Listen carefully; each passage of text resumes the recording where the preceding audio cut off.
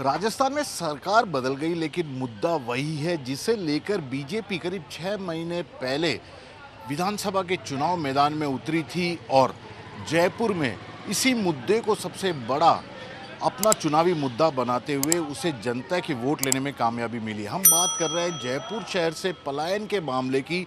यहाँ पर शिवाजी नगर में मैं मौजूद हूँ और शिवाजी नगर यानी कि भट्टा बस्ती के इस इलाके में घरों के बाहर इस तरह से पोस्टर लगे हैं जिसमें लिखा हुआ है सनातनियों से अपील, पलायन को रोके, सभी सनातन भाई बहनों से निवेदन है कि अपना मकान गैर हिंदुओं को न बेचें। निवेदक सर्व हिंदू समाज। अब पलायन का मुद्दा एक बार फिर से सर उठाने लगा है और लोग काफ़ी दहशत में नज़र आ रहे हैं। ये काय के डर लो, आपको किस चीज़ का डर है जो इस तरह से पोस्टर लगा रखे हैं? यहाँ पे कोई ज़्यादा कुछ ऐसा हो रहा है क्या? मोमडन के लड़की वगैरह आते हैं, परेशान करते हैं। यहाँ बच्चियाँ हैं घर में हमारे, तो कुछ नशेड़ी वगैरह नशे वगैरह करते हैं, उल्टे सीधे शौक करते हैं। अब कहाँ जाएं फिर हम? बच्चियाँ हैं मेरे घर में भी, 3 बेटियाँ हैं मेरे, तो बच्चे बाहर निकलना मुश्किल होता है, स्कूल से आना जाना, तो इस वजह से परेशानी हम लोग नहीं चाहते। तो वो लोग शायद यहाँ रहते थे? नहीं, यहाँ हमारे इस लाइन में अभी तक तो कोई नहीं है। अभी लेने की कोशिश कर रहे हैं मकान? हाँ, वो मकान बेचा है कोने वाला। ये देखिए, मैं आपको एक मकान दिखाता हूँ जिस मकान को लेकर पूरा यहाँ पर ये कोने वाला हरा रंग का मकान दिख रहा है।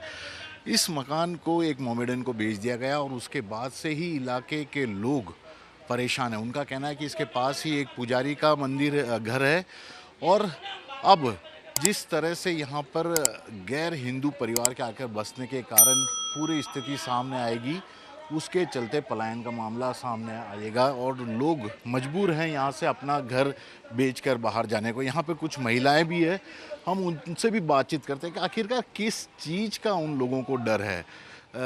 किस भाई साहब, ये बताइए कि आप लोग यहाँ किस चीज़ का डर है जो इस तरह से आप लोगों के चेहरे उतरे हुए हैं आज? हमें हर चीज़ का ही डर है, हमें पल का पता नहीं है कब यहाँ झगड़ा हो जाए। हम ऑफिस में जाते हैं, नौकरी पर जाते हैं, लोगों को ये डर रहता है पीछे पता नहीं पीछे क्या हो जाए। और ये डर का कारण क्या हो गया डर के अचानक? कारण ये आए दिन पथराव, छेड़ाछाड़ी, मतलब किसी तरीके से हमें ये मजबूर करना चाहते हैं भाई आप यहाँ से मकान बेच के जाओ। कौन कर रहा है सर? ये दूसरे समुदाय के लोग हैं जो कर रहे हैं। आपको पता है पीछे कौन बढ़ रहा है आगे से? मकान के अंदर पत्थरबाजी करी थी, ये रात की टाइम पे पूरे मकान में पत्थरबाजी करी थी। बहन बेटियों को स्कूल की पास में स्कूल है हमारी, स्कूल की छुट्टी होती है, सारे आ जाते, गाड़ी लगा लेते, बहन बेटियों को छेड़ते, मंदिर के सामने हड्डियाँ फेंकते, हमारे घरों पे हड्डियाँ फेंकते। ऐसा हुआ? बिल्कुल हो रहा है, जब तो हम नहीं पर्चे लगा रखे। और पर्चे लगाने का मेन कारण क्या है? आप क्यों परेशान हैं? हम इसलिए परेशान है, मैं यही मकान है मेरा, तो यहाँ पे रात की टाइम में लड़के आते हैं, इतना हुड़दंग मचाते हैं।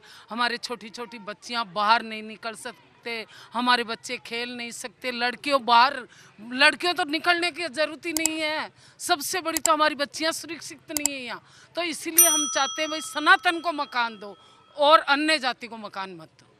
एक बार पुलिस को बता सकते थे, सरकार के मंत्री नहीं सुनाई होती है हमारी नहीं सुनाई हो रही। 1.5 महीना हो गया एप्लीकेशन लिख, ये पर्चे हटा दिए, प्रशासन नहीं हटाए पर्चे, हम लगा रहे और वो हटा रहे। प्रशासन बिल्कुल ही हमारे साथ नहीं है, उनका साथ देती है, हमारा साथ नहीं देती है। तो अब क्या चाहते हैं आप लोग? हम ये चाहते हैं ये मकान नहीं बिकने चाहिए इधर, और सनातनी को 2 मकान दे। तो हम सरकार से यही अपील करते हैं। तो ये देखिए, पहले जयपुर के हवा महल इलाके में इस तरह का मामला चुनाव के वक्त उठा था। बाल मुकुंदाचारी जो हवा महल से बीजेपी के टिकट पर जीत के आए, उन्होंने इस मुद्दे को उठाया था, लेकिन अब उन्हीं के इलाके में एक बार फिर से इस तरह का मामला सामने आया। आपको भी डर है इस तरह से कुछ? डर तो है ही है, ये डर तो। क्या क्या हो गया ऐसा जो इतना डर रहे हैं आप लोग? अब क्या कर रहे हैं, तो अब एक बात बताओ, हिंदुओं को बेच रहे नहीं है, मियों को बेच रहे हैं, सनातनी को दे रहे हैं। अब हाँ, ये डर ही लगता है और क्या। अब ये घर में बैठे थे, आके एक जना बोलता है दाढ़ी वाला, मकान बेचो। आपने बोला है ना मकान बेचोगे, तो इनको जबरदस्ती बोला आपको मकान बेचने के लिए? हमने कौन कहा कि आप मकान बेच रहे? कितने साल से रह रहे हो? हमने तो 40 साल हो गए। 40 साल हो गए। ये देखिए, 40 साल जब ये कच्ची बस्ती थी इलाका, तब से यहाँ रह रहे हैं और इनका कहना है कि अभी प्रेशर इन पर बना जा रहा है। माता जी, आपको भी डर है कुछ? हाँ, हमारे को भी डर है। क्या हो गया ऐसा? यहाँ डोलते हैं बच्चे इतना हद से भी ज्यादा। कोई खेड़ी सुनाई की कोई कुछ बोलते तो पूरे जयपुर में ही घूमते फिरते हैं लोग। नहीं घूमते फिरते हैं पर यहाँ ज्यादा करते हैं। यहाँ करते हैं यहाँ ज्यादा डोलते हैं कैसा करते कोई करता तो सही है। भाई साहब क्या है ये? ये है भाई साहब, ये दलाल लग करके और हमारे को सबको मजबूर कर रखे हैं मोमडन ने। पंडित जी है और हमको निकाल के, मैं तो यहाँ से निकल भी चुका, मेरे माता पिता है उनको भी निकालने में लग रहा हूँ। इतने परेशान हो चुके हम। यहाँ नशीले पदार्थ खूब बिकते हैं, बच्चों पे बुरा प्रभाव पड़ता है। पुलिस में कहते हैं, पुलिस मिली भगत है खराब उनकी। हो गई हमारी यहाँ तो ऐसा क्या हो गया कि आप यहाँ से खाली कर गए और मम्मी पापा का मकान भी अब खाली कर रहे हैं? ऐसा क्या हो गया आपके साथ? भाई साहब करे क्या, आए दिन उड़दंग होते हैं, पुलिस के पास जाते हैं, कुछ नए नेता बन गए उनके पास जाते हैं, पैसा ले लेते हैं, काम नहीं करते। और यहाँ पे नशीले पदार्थों की शाम को आप आकर के देखो नशीले पदार्थ कितने बिकते हैं यहाँ। शिकायत कर दे तो मारने के लिए आते हैं हमको।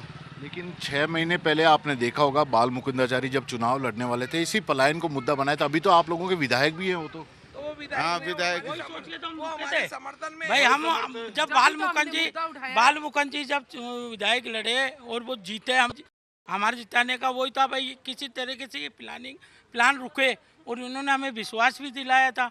और ऐसी बात नहीं, वो आते भी हैं, लेकिन उस प्लान का अभी तक कोई असर ऐसा नहीं हुआ जिससे कि कोई हिंदू रुक सके।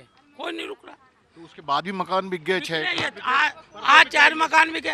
इसका कारण बताऊं ना, अब जैसे ये मकान अभी नहीं सुनो, ये मकान अभी बिका, अब दूसरा मकान बेचने के लिए इन्होंने क्या किया है, इसमें बकरे ले आए, कम से कम 25-30 बकरे हैं, देख लीजिए आप, अंदर बांधने में।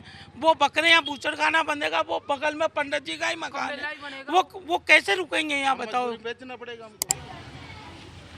तो ये है शिवाजी नगर बस्ती के लोग अपनी मजबूरी बता रहे हैं। लेकिन सबसे बड़े चौंकाने वाली बात यह है कि जिस मुद्दे को लेकर बीजेपी जयपुर में कम से कम वोट लेने में कामयाब रही, वही मुद्दा अब सत्ता में आने के बाद बीजेपी के लिए गले सबसे ज़्यादा परेशानी का बना हुआ, क्योंकि ये सभी लोग इस भरोसे से वोट दे के आए थे कि पलायन रुकेगा बीजेपी के सत्ता में आने के बाद। लेकिन जिस तरह से इस इलाके के मकानों को खाली करके गैर हिंदुओं को बेचा जा रहा है, इनकी शिकायत है कि वे इन्हें यहाँ पर रहने तक नहीं दे रहे हैं, ज़बरदस्ती मकान खाली कराया जा रहा है। फिलहाल तो इस पलायन के मुद्दे का सरकार किस तरह से समाधान निकालेगी, इस पर सबकी निगाहें रहेगी।